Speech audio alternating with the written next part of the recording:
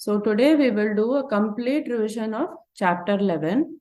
Chapter 11, as we know, the name of the chapter is Vishwarupa Darshana Yogaha, which means that the Lord gave the vision of himself as the Vishwam. Vishwam means the world, or Vishwam can mean everything. So he shows to Arjuna that he is everything.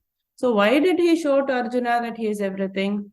Because in the last chapter, he described his vibhutis, or the special powers of himself. And he said, whenever you see all these powers in this world, connect it with me. After that audio was said in this chapter, he gives the video of it. He says that, see, this is actually the reality.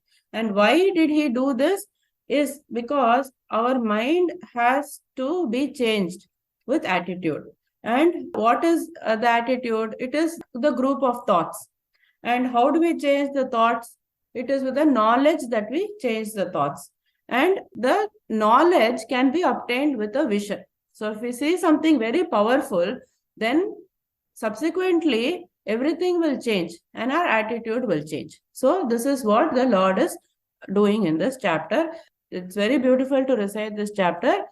It is so beneficial to meditate on this chapter, to learn the shlokas by heart with the meanings and to meditate on this chapter. So we will go one shloka by one shloka very briefly. Arjuna vacha madanugrahaya paramam guhyam adhyatma sangitam yatva yoktam vachastena mohoyam vigato mama. So Arjuna starts to speak to Krishna and he says that how grateful he is, because what was he experiencing? Delusion. So in the second chapter, from then on, Krishna gave the knowledge of the jiva. What you are in reality, this knowledge Krishna gave. So he says that my delusion vanished because of the knowledge you gave about the jiva. So that is what he is saying in the first shloka. Arjuna said, having heard the supremely confidential spiritual knowledge which you have revealed out of compassion for me, my delusion is now dispelled. In the second shloka, bhavapyayau hi bhutanam shrutau vistarasho maya tvattah kamalapatraksha mahatmyamapi chavyayam. So in this shloka, he is saying that after that, you also gave the Ishvara Tattva. You talked about who is Ishvara. That also we needed to know, because when we go in the spiritual path, we don't know many things, right? So once we learn all these things, our devotion, our connection also will improve. So that is what Arjuna is expressing. He is expressing his gratefulness to Krishna. So he said in this shloka, I have heard from you in detail about the appearance and the disappearance of all living beings, O lotus-eyed one, and also about your eternal magnificence. Shloka number 3. Evametadyathāthatvam atmanam parameshvara drashtumichhami te rupam aishwaram purushottama. So here he says, please, O Lord, show me your cosmic form. You are definitely what you declare to be. So he expresses again his faith to the Guru. And then he says, I desire to see your cosmic form. O Supreme Lord, you are precisely what you declare yourself to be. Now I desire to see your divine cosmic form. Shloka number 4.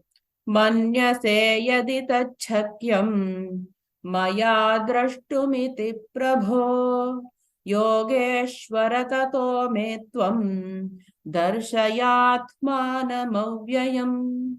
Then he says here, the quality of the disciple, we said, is to be humble and to tell the Guru that this is what I desire from you. But if you think that I'm capable of receiving this information, only then you give it to me. That is what Arjuna is doing here. O Lord of all mystic powers, if you think I am worthy of it, then kindly reveal that imperishable cosmic form to me. That is what Arjuna says to Krishna here. Then shloka number 5.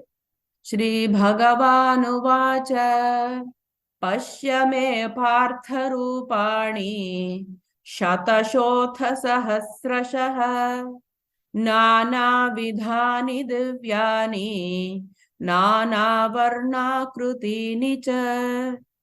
So here the Lord starts to speak. He gives the consent to Arjuna and he says that, oh, behold my cosmic form. So the Supreme Lord said, behold, O Partha, my hundreds and thousands of wonderful forms of various shapes, sizes and colors. So everything was visible. All the shapes, the sizes, all with the colors. He displayed his cosmic form. Shloka number 6. पश्यादित्यान् वसून् रुद्रान् अश्विनौ मरुतस्तथा बहून्यदृष्टपूर्वाणि पश्याश्चर्याणि Bharat. So in this cosmic form, he shows that all the devatas, the Adityas, the Vasus, the Rudras, Ashwini Kumaras, that 33 we talked about, the celestial beings, they are all in the God's body in that form. Behold in me the Adityas, the Vasus, the Rudras, Ashwini Kumaras and the Maruts and many more marvels never revealed before. Shloka number 7. Ihaikastham jagat kritsnam pashyadya sacharacharam mama dehe gudakesha yacchanyaddrashtumichhasi. So here he shows that all the universe is in him. That is including chara and achara, the moving and the non-moving objects in this one universal form. So behold now, Arjuna, the entire universe with everything moving and non-moving assembled together in my universal form.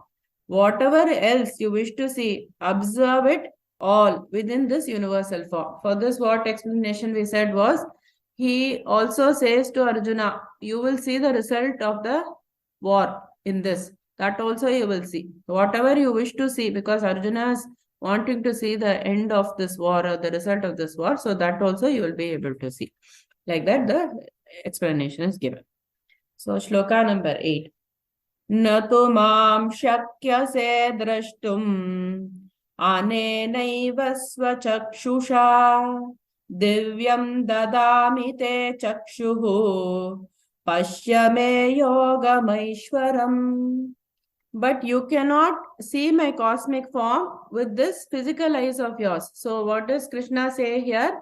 That in the current state of mind, basically eyes meaning divine eyes, jnana chakshu means the state of mind. The state of mind, if it is with likes and dislikes, there is no purity. So you will not be able to see God. You will not be able to know the truth. So first is the raga, dvesha, the likes and dislikes have to be removed. So Krishna is saying here that I am giving you the state of mind or these divine eyes with which you will be able to see this form of mind. But you cannot see my cosmic form with these physical eyes of yours. Therefore, I grant you divine vision. Behold my majestic opulence. Like that he says. Okay, shloka number 9. Sanjaya uvacha Yeva muktva tato rajan Mahayogeshvaro harihi darshayamasa parthaya paramam rupamaishwaram. So here Sanjaya said, Sanjaya is relaying all these things to Dhritarashtra, who is not able to see the war. Dhritarashtra wants to know what is happening there. So Sanjaya is saying that the Lord spoke thus and he displayed the opulent form of his. So Sanjaya said, O king, having spoken thus, the supreme Lord of yoga, Shri Krishna, displayed his divine and opulent form to Arjuna. 10 and 11 we will read together. Aneka vakranayanam Anekadbhuta darshanam Aneka divyabharanam Divyanekodhyatayudam Divyamalyambaradharam Divyagandhanulepanam Sarvascharyamayam devam Anantam Vishwatomukham. So all this is the description by Sanjaya. So Sanjaya was also able to see this cosmic form. And he is giving a description of this cosmic form. So he says, in that cosmic form, Arjuna saw unlimited faces and eyes, decorated with many celestial ornaments and having many divine weapons. Then he wore many garlands on the body, and he was anointed with many sweet-smelling heavenly fragrances. He revealed himself as a wonderful and infinite Lord whose face is everywhere. So Vishwatomukha, face is everywhere. That is, he is all pervasive. The message we have to always keep in mind. God pervades everything. Moving, non-moving, everything is pervaded by this Lord. That's why his face is everywhere. Then shloka number 12. Divi Surya Sahasrasya Bhavet Yugapadutthita Yadi Bhasadrishi Sasyat Bhasastasya Mahatmanah. So he says here that even if 1,000 suns were to rise simultaneously in the sky, how that sight would be, that cannot be matched with the Lord's cosmic form. So if 1,000 suns were to blaze forth together in the sky, they would not match the splendor of this great form. That is what Sanjaya is telling Dhritarashtra, and he describes this cosmic form. Sloka number 13. Tatraikastham jagatkritsnam pravibhaktam anekadha apashyadeva devasya sharire pandavastada. So in one place only, everything was visible. Arjuna could see the totality of this universe there. So there Arjuna could see the totality of the entire universe established in one place, in that body of the God of the gods. Shloka number 14. Tatassa vismaya vishtaha hrishtaro madhananjayah pranamya shirasa devam kritanjalirabhashata. In this, Arjuna started to have surprise because he has not seen anything like this before. His hair starts to stand on end. And that is what Sanjaya is saying here. Then Arjuna, full of wonder and with hair standing on the head, bowed his head before the Lord and addressed him with the following words. So, in the shlokas 15 now, 15 to 22, Arjuna is going to have this emotion of surprise or wonder. What am I seeing? This is something which I have not seen before.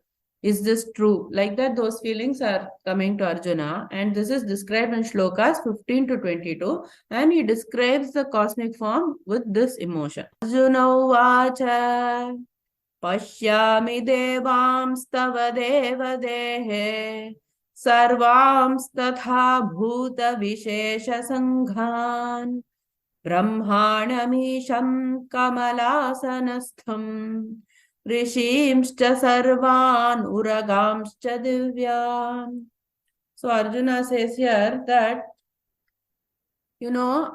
Krishna, I behold in your body the gods and different beings, and also the Brahma seated on the lotus flower, and the sages and the serpents. All these things I am able to see in your cosmic form. So Arjuna said, O Shri Krishna, I behold within your body all the gods and the hosts of the different beings. I see Brahma seated on the lotus flower, and all the sages and the celestial serpents. Shloka number 60. Aneka bahudara vaktra netram pashyami tvam sarvato nantarupam nantam na madhyam na punastavadim pashyami vishveshvara vishvarupa. So he is describing that you have countless arms, stomachs, faces, etc. And I don't see any beginning, middle or end. Nantam na madhyam na punastavadim. So I don't see any end to this. You are pervading everything. Like that only I see this cosmic form. So he says here, I see your infinite form in every direction with countless arms, stomachs, faces and eyes. O Lord of the universe, whose form is the universe itself, I do not see in you any beginning, middle, or end. So with the display of the cosmic form, he is showing what he actually is. How is the God described? He is everywhere, he is pervading everything, everything is in him. That means what? The universe is him only. So shloka number 17. Kiritinam gadinam chakrinam cha tejo rashim sarvato diptimantam pashyami tvam durnirishyam samantat diptanalarka dyutim aprameyam. So he says here, you are adorned with a crown and armed with a club and disc, shining everywhere as the abode of splendor. It is hard to look upon you in this blazing fire of your effulgence, which is radiating like the sun in all directions. So it is so brilliant, it is so effulgent that, I am not even able to look at it. Then shloka number 18. Tvamaksharam paramam veditavyam tvamasya vishwasya param nidhanam tvamavyaya shashvata dharma gopta Sanatanastvam Purusho Mato Me. So here he describes the form in reality. He was just describing what was visible, but what actually the Lord is, what is Ishvara actually? It is that imperishable being, the ultimate truth. That is what is being said here. I recognize you as a supreme imperishable being, the ultimate truth to be known by the scriptures. And you are the support of all creation. You are the eternal protector of the Dharma. And you are the everlasting supreme divine. So like that, the cosmic form is being described by Arjuna. Shloka number 19. Anadi madhyantam ananta viryam ananta bahum shashi surya netram pashyami tvam deepta hutasha vaktram swatejasa vishwamidam tapantam. So here he says that you are without beginning, middle, or end. Your power has no limits. Your arms are infinite, and the sun and the moon are like your eyes, and fire is like your mouth. I see you warming the entire creation by your radiance. Shloka number 20. Vyava prithivyoridam hi vyaptam tvayikena dishascha sarvaha drishtvaadbhutam rupamugram tavedam Lokatrayam pravyathitam mahatman. We all don't know, sometimes we are doing some actions without even knowing the truth about it.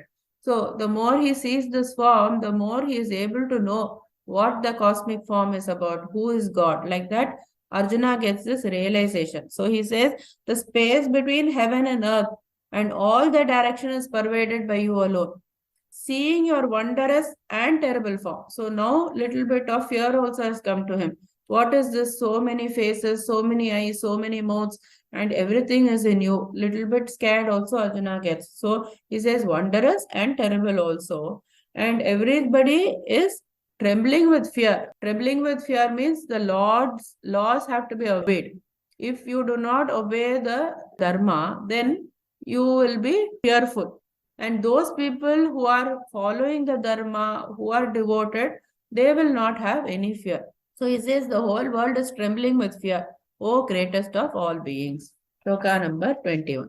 Amihitvam sura sangha vishanti kechid bhitah pranjalayo grinanti swasti tyuktva maharshi siddha sanghaha Stuvanti tvam stutibhih pushkalabhih. So he says here, all the gods are taking shelter in you alone, and all the siddhas are praising you with hymns. So all the celestial gods are taking your shelter by entering into you. In awe, some are praising you with folded hands. The great sages and perfected beings are extolling you with auspicious hymns and profuse prayers. The explanation is given that these sages, they are saying, it seems, let all be well, let all be well. Like that, they are praising the Lord also and praying for the world also. Shloka number 22. Rudraditya vasavo ye cha sadhyaha vishveshvinau marutaschoshmapascha gandharvayakshasura-siddha-sanghaha vikshante tvam vismitaschaiva sarve. So here again he talks about the Rudras, Adityas, Vasus and Vishvedevas, Ashwina Kumaras, Maruts, the ancestors, the Gandharvas, Yakshas, Asuras, Siddhas, all are beholding you with wonder. Like that, Arjuna describes the cosmic form. Shloka number 23.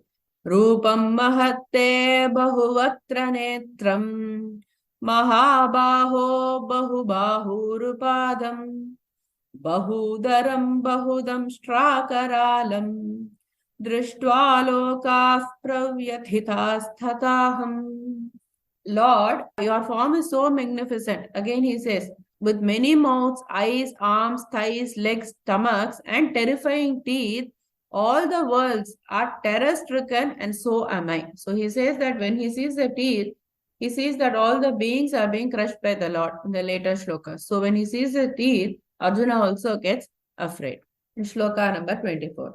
Nabhasprisham deeptamaneka varnam vyaptananam deepta vishala netram drishtva hi tvam pravyathitantaratma dhritim na vindami shamam cha Vishnu. So here he says that Nabhasprisham deeptamaneka varnam. That means that the whole form is touching the sky. Your form is touching up to the sky, and it is effulgent and it is in many colors, and you have this enormous blazing eyes, and my heart is trembling with fear, and I have lost all courage and peace of mind. So seeing this form, now he experiences fear. From this shloka onwards up to shloka number 30, he will experience fear. And he describes the terrible form of the Lord. He described the wondrous form of the Lord. Now he will describe the terrible form of the Lord. Because God is what? He is a creator, he is a sustainer, and also he is a destroyer. So everything has to be understood by Arjuna. So he is seeing the terrible form of the Lord. Damshtra karalani chate mukhani drishtva kala nalasannibhani Disho na jane na labhe cha sharma prasida devesha jagannivasa. In this, having seen your many mouths bearing your terrible teeth, resembling the raging fire at the time of annihilation. So the annihilation phase is what is saying by Arjuna here. I forget where I am and do not know where to go. So what do I do, O Lord? When I see this terrible form of yours, I thought you are my shelter. But now I see that this terrible form is there. So naturally I am getting scared. O Lord of the Lords, you are the shelter of the universe. Please have mercy on me. Like that Arjuna begs. And we said that the fear of Arjuna is due to what? Because of the separation. Arjuna is saying, I see everything in you. But he couldn't realize that he is also a part of the Lord. So there is nothing to fear. So this lesson also we must take, that there is nothing to fear. Because if the whole world is God only, then we are there also. So why should we be scared of anything? So that's why the separation has caused fear in Arjuna. 26 and 27 we will read together.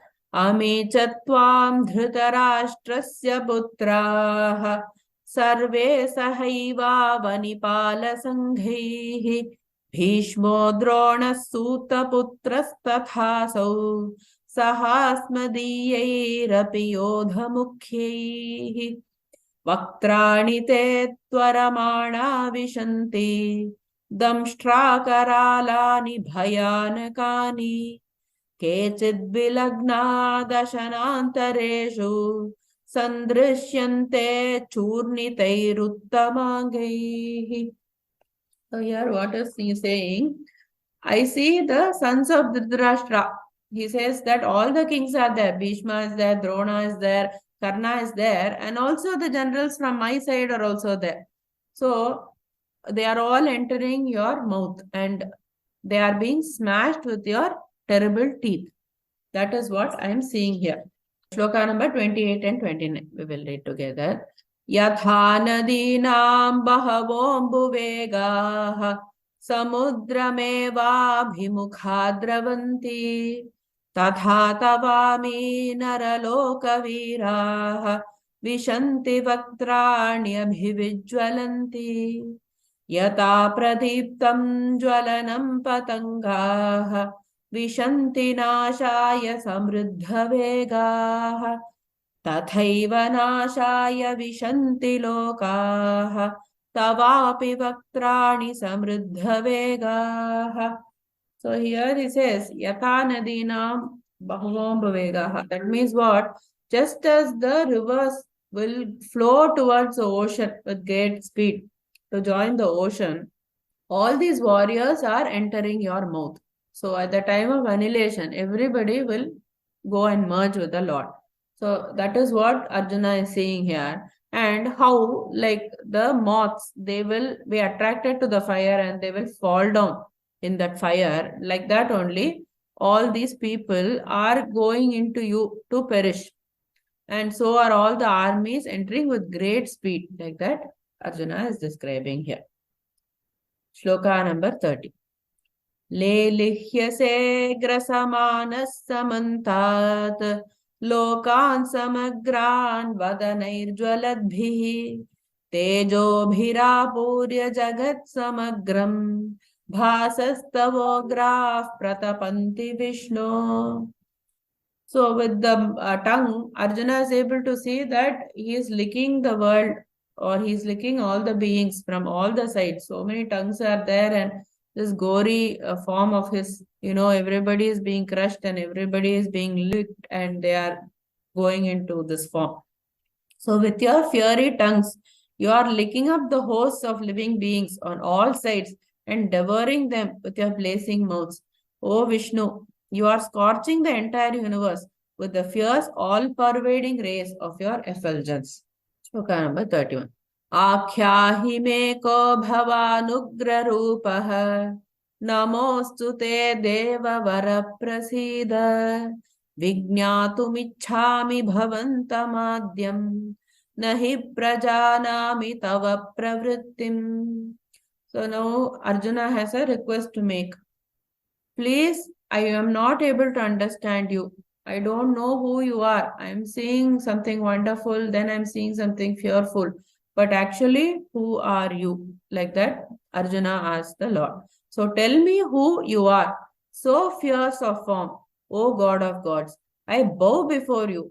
Please bestow your mercy on me.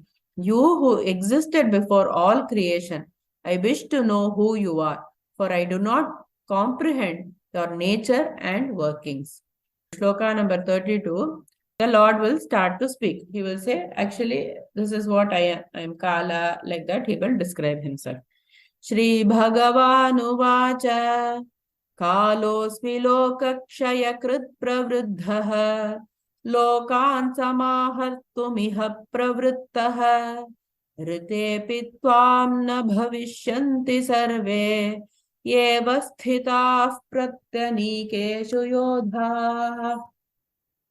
So the Lord is saying that I am the time. Time will destroy everything. Whatever you have, you may think that I've created this. I have a big house. I have family. I have relationships. Whatever you may think, time will destroy it. It will be beautiful one day. Time will take it away. So everything will be taken away by time. So don't be proud of anything or don't think that this belongs to me, because I am Kala. So I will take it away. And I am also the source of destruction that comes to annihilate. Whatever object is there that we see, including our bodies, is going to be taken away one day. So that is also there. And the most important thing is, he says, even without your participation, the warriors arrayed in the opposing army shall cease to exist. So don't think that you are something also. This ego has to be removed. So spirituality is what? All about lessening our ego. You do it through knowledge, you do it through devotion, you do it through karma, you do it through meditation. Whatever means you are choosing, what is the purpose of it? Purpose is not chant and go away. Close the book. Okay, I know the meaning of this. I know that Krishna said he showed this cosmic form. What is the essence of it? The essence of it is that we will become more pure in our minds, and basically our ego has to come down. Our progress will be measured by how less ego we have. That is, we have to examine ourselves. So he says here that even without your participation, Arjuna, all this is already done. So don't think you are this great warrior. Arjuna can shoot with both hands, right? Even if you have all those talent and qualities, I have done everything. So your participation actually is not necessary. I'm just showing you so that you understand for yourself to remove your illusion or delusion. For that only I'm showing this Vishwarupa. So that is shloka number 32. Shloka number 33. Tasmat tvamuttishta yasho labhasva jitva shatrun bhungshva rajyam samruddham मयैवैते निहताः पूर्वमेव निमित्तमात्रं भव सव्यसाचिन्. So we said that this is one important shloka where there is a message for us that nimittamatram bhava. He is saying that conquer your foes and enjoy the prosperous rulership. Do what I am asking you to do. For us also, follow dharma, do your karma. All those things are laid as natural laws in our Sanatana Dharma. So you should do your duties properly. He says that the warriors are already slain by me. All this is already written. Why Krishna did the avatara is to uphold the righteousness and to protect the righteous people. So for that only the avatara was taken. Whether Arjuna was there, he was doing it, it is immaterial. And he says nimitta matram bhava. That means what? Be an instrument. So several meanings can be taken for this. When we say we are instruments, our ego diminishes. Somebody says, oh, you did this and you did that. Then you think, I am only an instrument. God has made me do it. In that sense, you take it as you are an instrument. But when it comes to doing things, when you have to work or when you have to make choices, that time you shouldn't think you are an instrument. I am only an instrument. So today I am not going to read the Gita. Like that you should not think. God, if he wills, I will read the Gita. Not like that. Your effort has to be there. Where necessary, you think of yourself as an instrument. Where necessary, you think that you have a choice to go in the right path. So the correct meaning has to be taken. Shloka number 34. Dronam cha bhishmam cha jayadratham cha karnam thatanyanapi yodhaviran maya hatam stvam jahimavyatishta yudhyasva jetasi rane sapatnan. So here he says that all the brave warriors, Drona, Bhishma, Jayadratha, Karna, they are already been killed by me. Therefore, slay them without being disturbed. So Arjuna's problem was, I am killing them. Is it Papa? Is it right? All those delusion was there for him, right? So he says that, no, don't worry. I am telling you. When I am telling you, follow my words. Then you take credit also for it. When you do this, you will get the credit for it. Don't be disturbed also. Just fight and you will be victorious over your enemies in the battle. Like that, Krishna says. In shloka number 35. Sanjaya uvacha etat shrutva vachanam keshavasya kritanjalir vepamanah kiriti namaskritva bhuya evaha krishnam sagadgatam bhita pranamya. So in this, Arjuna is trembling with dread and Sanjaya is relaying this information that Arjuna, trembling with fear, and he was full of dread, with palms joined, he bowed before Sri Krishna and spoke in a faltering voice, overwhelmed with fear. Arjuna was overwhelmed with fear and he spoke the following words, like that Sanjaya is telling Dhritarashtra. Shloka number 36. Arjuna uvacha sthane hrishikesha tava prakirtya Jagat prahrushyatyanurajyate cha rakshamsi bhitani disho dravanti sarve namasyanti cha siddha sanghaha. So Arjuna's fear now changes to devotion.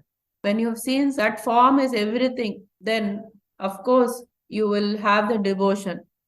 Oh God, you are everything. Like that, I am realizing now. And then he is praising Krishna with devotion. Arjuna said, O master of the senses, it is but apt that the universe rejoices in giving you praise and is enamored by you, demons flee fearfully from you in all direction, and hosts of perfected saints bow down to you. When somebody does something small itself, oh, you did this, you did that, you are so great, like that people praise, right? Then why not they will praise the Lord, who is everything, literally he is everything. That devotion, that attitude must come when reading these shlokas, which are full of praise of the Lord. And then shloka number 37. Kasmacha tena nameran mahatman gariyase brahmanopyadikartre ananta devesha jagannivasa twamaksharam sadasat tatparam yat. He says that you are greater even than the Brahma. Brahma is only a creator, but we say that creator is so great. But you are greater than even Brahma. You are the original creator. And then why should they not bow to you? You are limitless. You are the Lord of the Devatas. You are the refuge of this universe. You are the imperishable reality beyond both the manifest and the non-manifest. So the attitude should be that this is so great, then why are we running after all these small things in this world? Whether it is there or it is not there, how does it matter? When we know that the form of the Lord is so great and He is everything, then which direction must we go? We must go in the direction of worshipping the Lord and knowing the truth. So that was shloka number 37. Shloka number 38. Tvamadidevah purushah puranah त्वमस्य विश्वस्य परं निधानं वेत्तासि वेद्यं च परं च धाम त्वया ततं विश्वमनन्तरूप. So it's describing the Lord in such a way. If we take the meaning of it and fully think about the Lord like this, it is so powerful and beneficial for us. So he says that you are the sole resting place of this universe, and you are both the knower and the object of the knowledge. You are the supreme abode. You are the possessor of the infinite forms. You alone pervade this entire universe. So shloka number 39. Vayuryamogniर्वरुणश्च शाङ्कः प्रजापतिस्त्वं प्रपितामहश्च नमो नमस्तेस्तु सहस्रकृत्वः पुनश्च भूयोऽपि नमो नमस्ते. You are Vayu, you are Yama, you are Agni, you are Varuna, you are Chandra, you are the creator Brahma, and also you are the Prajapati, who is the Pati of all the Prajas. You are the king of all the Prajas. And I therefore offer you 1,000 times and again my salutations. So what is Arjuna having here? Humility and devotion. So these are the qualities that we have to take from here. It is not just mere mechanical chanting. It is what I can take, how I can improve, every day what I can do to improve myself. What are my bad qualities? What is it that Arjuna is having? What is it that Krishna is telling? Like that, the analysis must come. In the shloka, we must spend some time and we must go deep to improve our lives. That is the main purpose. Just physical chanting, there is benefit out of it, but the real essence of it must be absorbed by us. So, shloka number 40.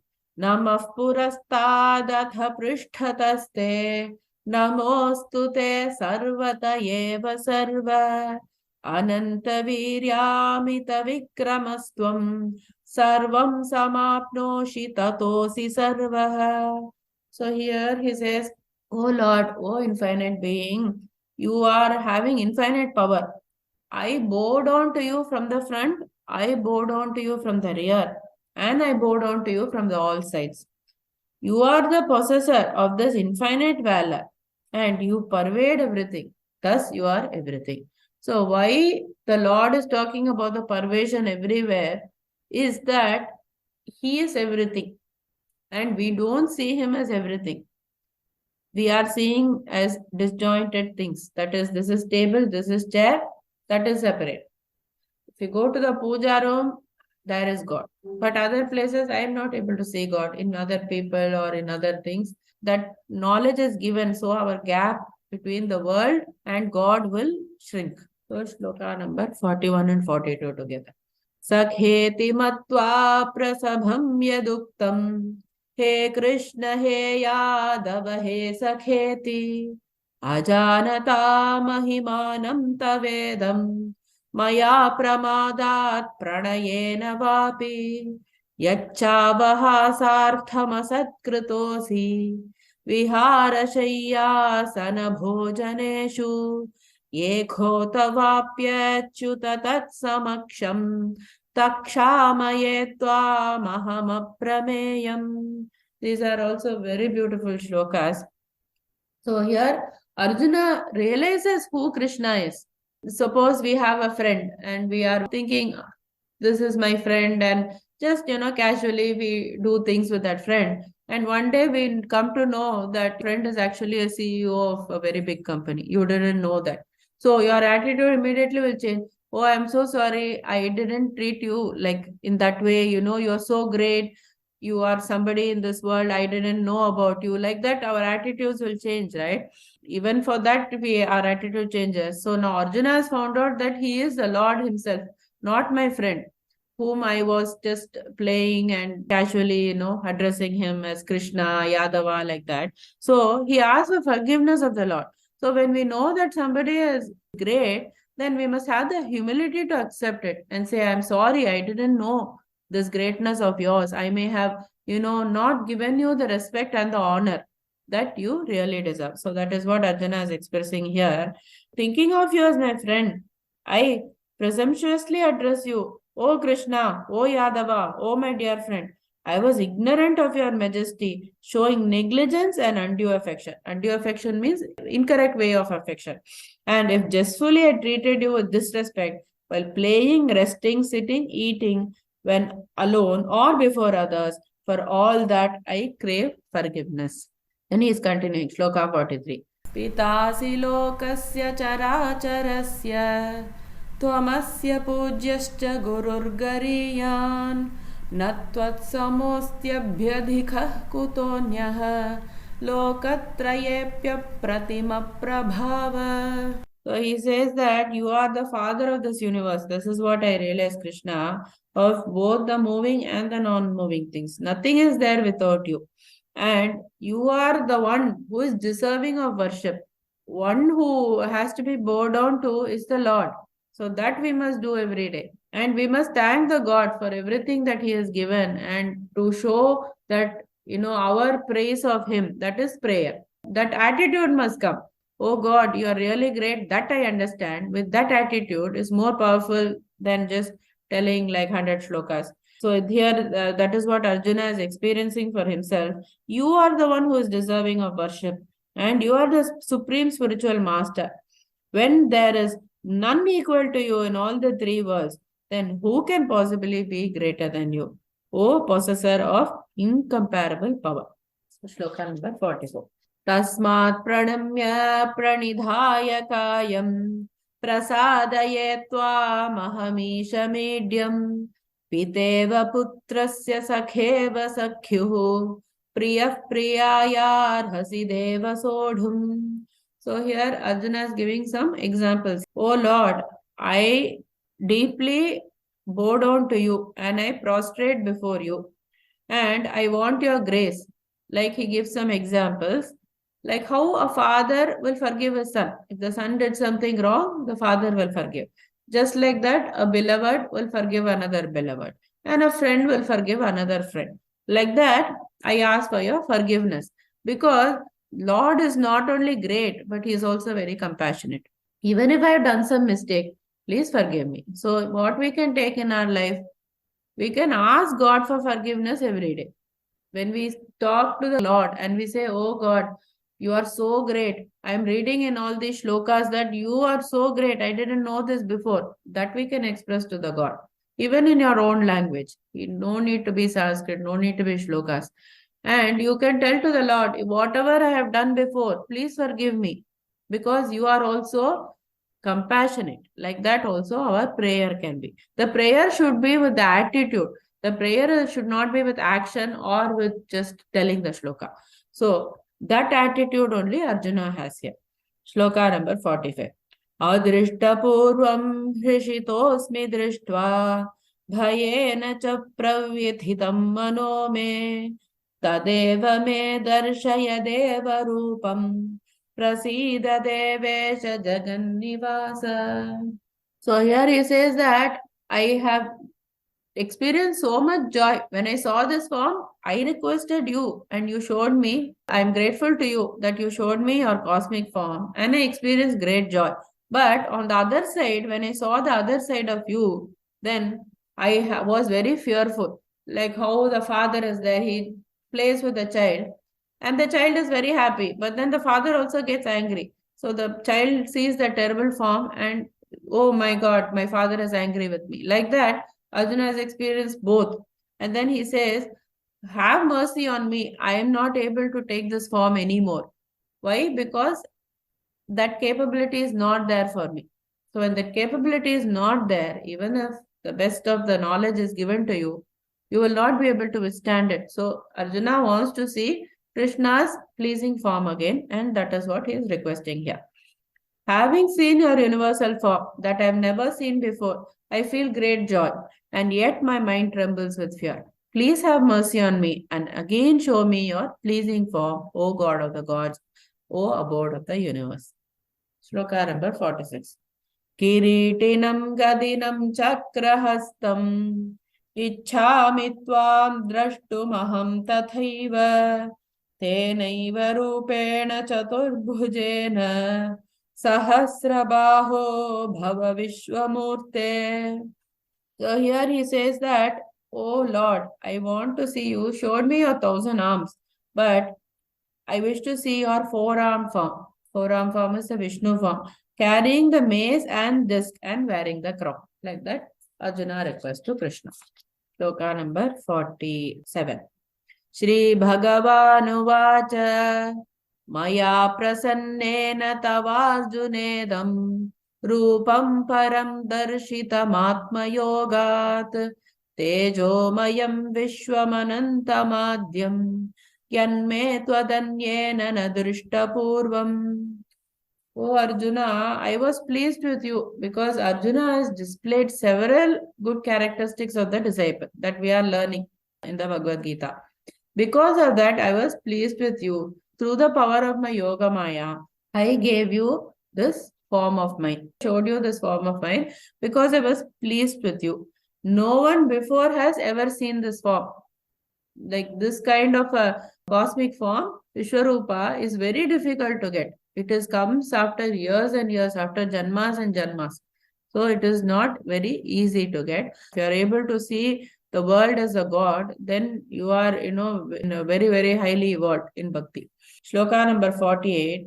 Na veda yajnadhyayanairna danaihi na chakriyabhir na tapobhirugraihi evam rupa shakya aham nriloke drashtum tvadanyena kuru pravira. He tells here that by mere doing the things will only become karma, like the performance of the rituals. No doubt all this bear punya, but what are we aiming for? To evolve in the spiritual path, right? So all this is a part of the spiritual path, but this is not everything. We must not be stuck to things. Of course, you have to study the Vedas. Of course, you have to perform the sacrifices. You have to do rituals. You have to do charity. But these are only parts in the spiritual path. So if you think that only one is this, then you are stuck. So you have to keep climbing the ladder. So he says here, not by the study of Vedas, nor by the performance of the sacrifice, rituals or charity, not even by practicing severe austerities. Because if you practice the tapas, if you have regulations of the mind, the senses and all that, that is very high. But that is not everything. Has any mortal ever seen what you have seen, O best of Guru warriors? So the practice of the spiritual path is we must be consistent and we must do certain things in life. But After that, we must progress. We must just analyze. Okay, have I progressed? Am I progressing in this path? You should not be stuck to what, like if I study the Veda, that only is everything. Not like that. And Krishna is going to say what is actually needed. Shloka number 49. Mate vyatha cha vimudha bhavah दृष्ट्वा रूपं घोरमीदृङ्ममेदम् यपेतभिः प्रीतमनाः पुनस्त्वं तदेव मे रूपमिदं प्रपश्य. Don't be afraid, Arjuna, by seeing my terrible form, or don't be bewildered. Be free from fear, and with a cheerful heart, behold me once again, my former form. Like that, Krishna says to Arjuna. The shloka number 50. Sanjaya uvacha ityarjunam vasudevasthatoktvā swakam rūpam darshayamasa bhūyah आश्वासयामास च भीतमेनं भूत्वा पुनः सौम्यमपुर्महात्मा.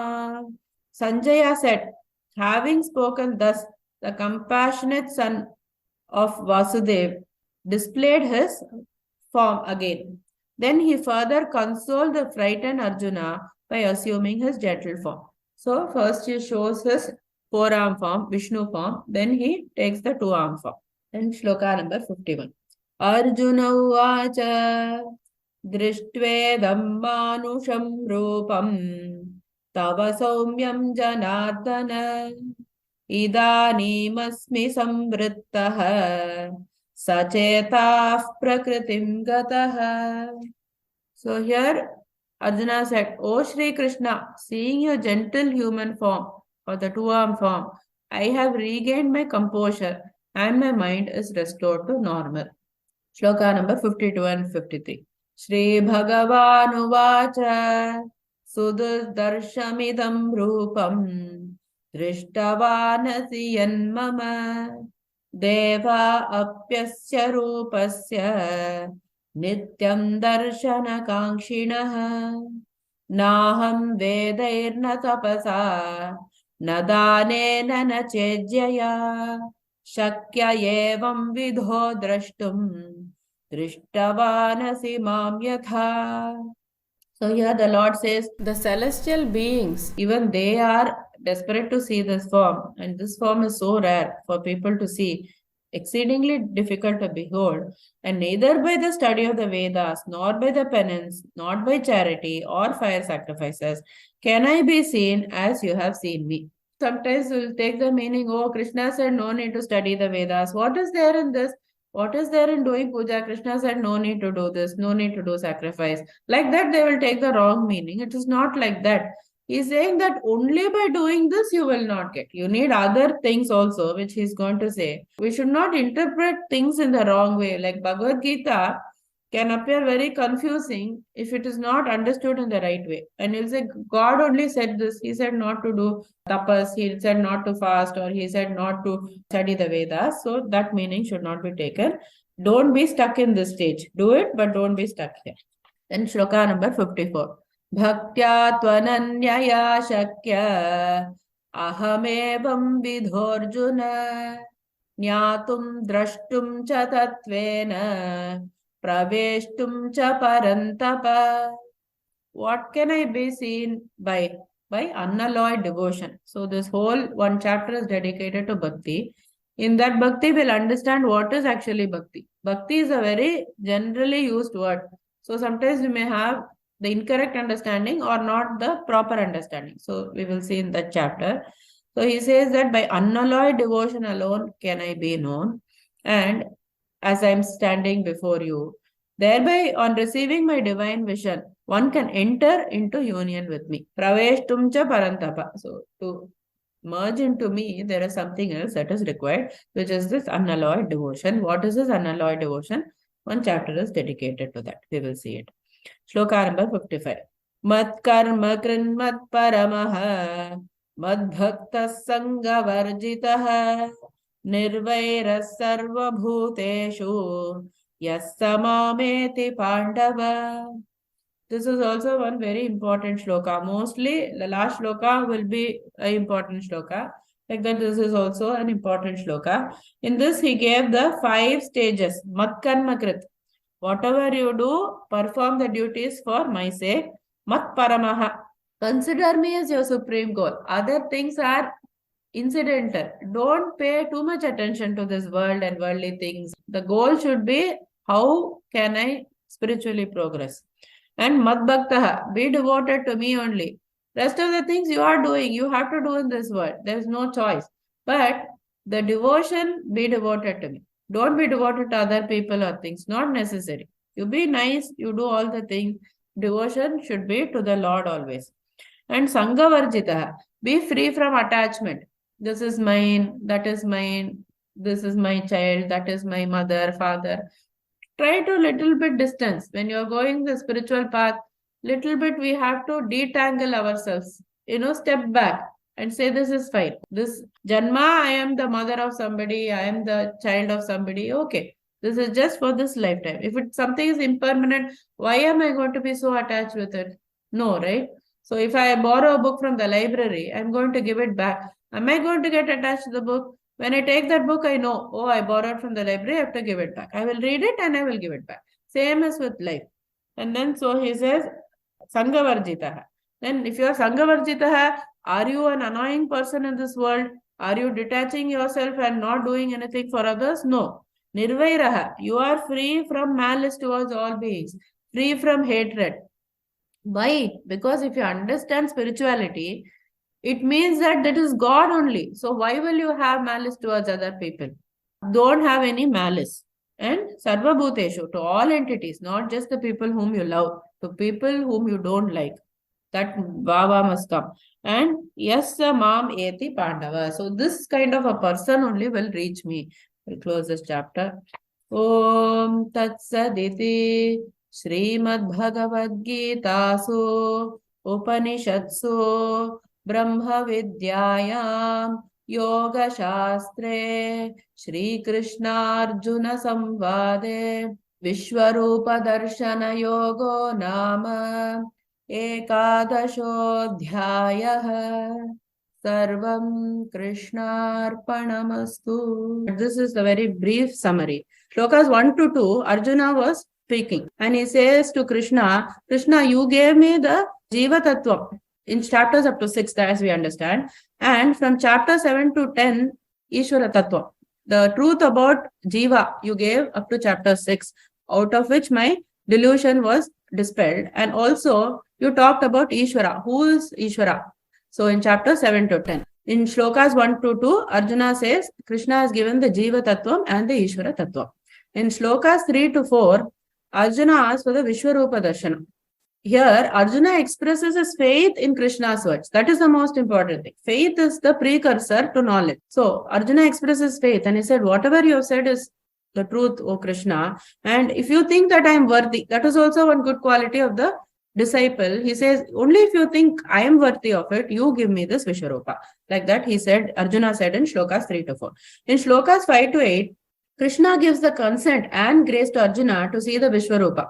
He says that you cannot see it with your current state of mind. Therefore, I have to give you this Jnana Chakshu or this divine eyes. What does that basically mean? The Raga Dvesha, the likes and dislikes are removed. Because of the removal of the Raga Dvesha, you will be able to see the divine form. You will be able to see the reality. So, that was said in shlokas 5 to 8. In shlokas 9 to 14, Sanjaya is describing the Vishwarupa to Dhritarashtra. If you remember, Aneka Vatra Nayanam, Aneka Adbhuta Darshanam. In shlokas 15 to 22, Arjuna undergoes surprise when he is looking at the Vishwarupa. In shlokas 23 to 30, Arjuna undergoes fear as he sees the Ishvara as the Pralaya Karta, or he sees the annihilation phase. In shlokas 31 to 35, Arjuna asks Krishna, who are you? You have shown me this terrible form of yours. I don't understand who you are. Like that, Arjuna expresses to Krishna.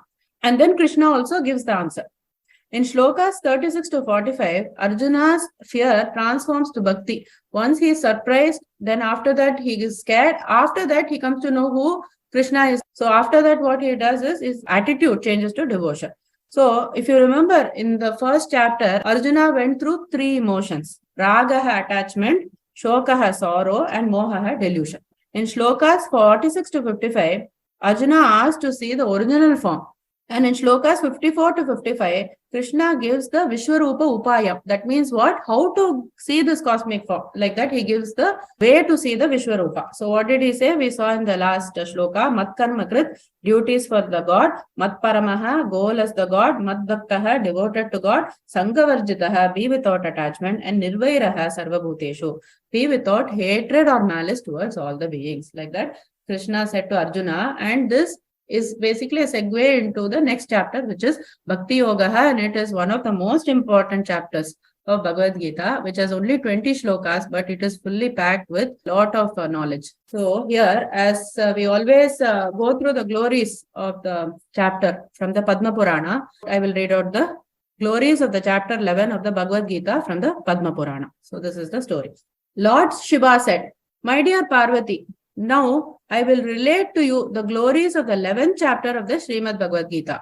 It is not possible to tell its full glories as there are thousands of stories. I will relate one of them only. On the banks of the Pranita river is a large town of the name Megankara, in which is the famous temple of Jagatishvara. Jagatishvara is holding in his hand a bow. In that town of Megankara, there was a pure Brahmana of the name Sunanda who remained a brahmachari his whole life. Sunanda would sit in front of Lord Jagatishvara and recite the 11th chapter of the Srimad Bhagavad Gita and remember the universal form of the Lord. By reciting this 11th chapter of Srimad Bhagavad Gita, he gained complete control over his senses and was able to remember Lord Jagatishvara continuously. Once that pure Brahmana Sunanda went on a tour of the holy places on the banks of the Godavari river. He visited all the sacred places, starting with Brajatirtha. In all the holy places he visited, he bathed and he took darshan of the presiding deity. One day, he reached the town of Vivan Mandela.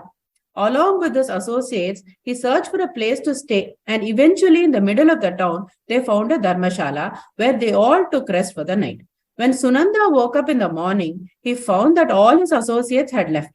While searching for them, he met the headman of the town, who immediately fell at his feet and said, "O great sage, I cannot say where your associates have gone, but I can tell you that there is no devotee equal to you.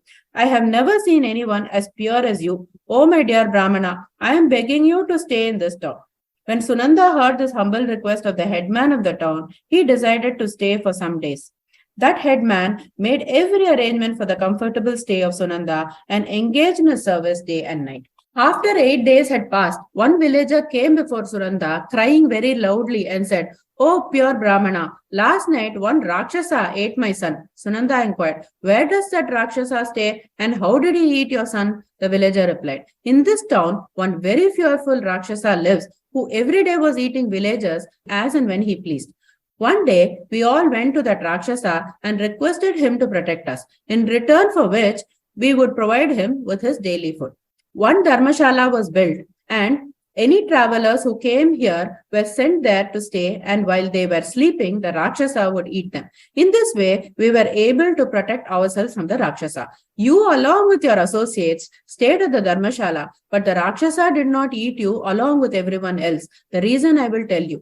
Last night, a friend of my son came, but I did not realize that he was a very close and dear friend of my son. So I sent him to stay in the dharmashala. Later, when my son found out, he went after him to try to bring him back from the dharmashala. But when he went there, he was also eaten by that Rakshasa.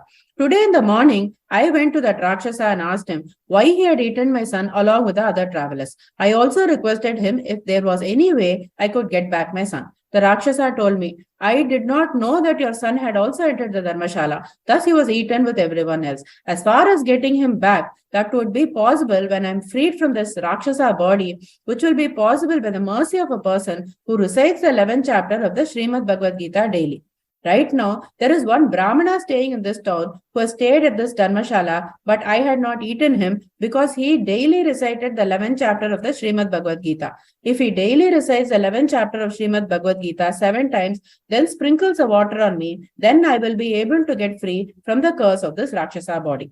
Sunanda inquired from that villager, what sin did this person perform to attain a Rakshasa body? The villager replied, long ago there had been a farmer living in this town. One day he was guarding the fields when just a little distance away from him, one large vulture attacked a person who was traveling on the road. At that time, one yogi was passing by, and when he saw that the person being attacked by that vulture, he came running to his aid, but when he reached him, it was too late.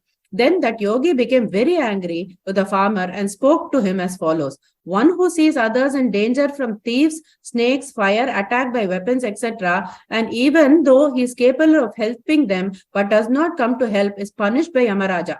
After suffering in hell for a very long time, he takes the birth of a wolf. And one who helps someone in need of help certainly pleases Lord Vishnu. One who attempts to save a cow from the hands of a ferocious animal, a low-class man or a wicked ruler, attains Lord Vishnu. Wicked farmer, you saw that vulture attacking that person, but still you made no attempt to save him. Now I curse you to take birth as a Rakshasa. The farmer said, I was watching the fields for the whole night and am very tired, so kindly be merciful on me, O gentle sage. The yogi replied, when someone who is daily reciting the 11th chapter of the Srimad Bhagavad Gita sprinkles water on your head, then you will become free from this curse. The villager said, my dear Sunanda, with your hand kindly sprinkle water on the head of this Rakshasa. After hearing that story from that villager, Sunanda went along with him to the place where the Rakshasa was staying, and while he was reciting the 11th chapter of the Srimad Bhagavad Gita, sprinkle water on his head. That Rakshasa immediately attained a four-armed form like that of Lord Vishnu.